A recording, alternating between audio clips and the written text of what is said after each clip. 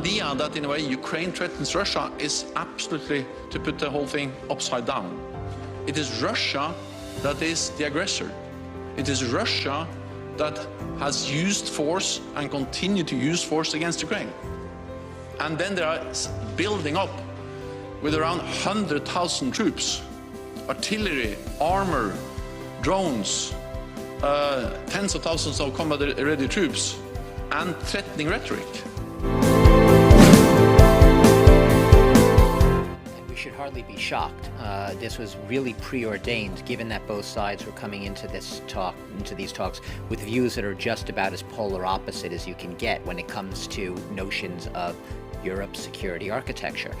Look, a short while ago, the United States ambassador to the OSCE, which is that broad security forum, 57 members, which met today in Vienna, he basically briefed reporters, and what did he say? He said, essentially at the end of the talks, the outcome is, we've been clear, we being Western Europe, the US, their allies, we're not going to renegotiate core principles which have been at the heart of post-World War II European security architecture. What are those things? The notion that independent sovereign nations should have the right to choose their own allies, to choose their own alliances, to choose their own direction and foreign policy, and that another country should not be able to dictate to anyone else based on that country's notion, i.e. Russia's notion of spheres of influence. As Michael Carpenter, the ambassador, the U.S. ambassador, put it, he says, we're not going to entertain notions of spheres of influence. It's a non-starter.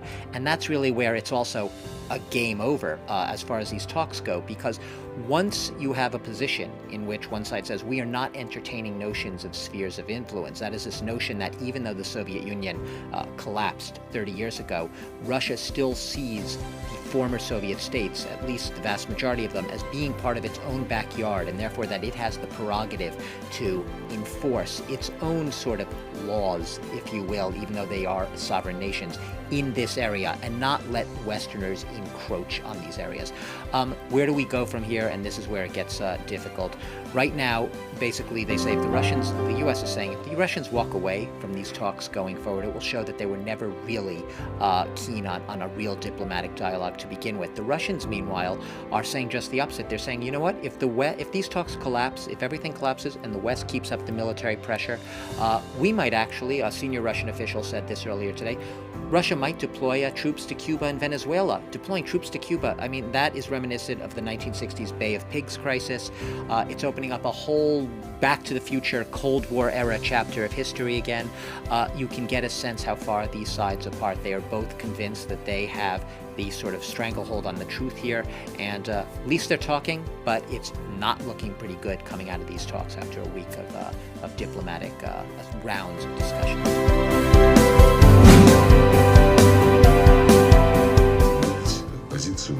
We want to see their response in writing, article by article and point by point for all documents. We want to get their reaction. If there's a need for addition, formulate the amendments. Give us the amendments in writing if you have something to add.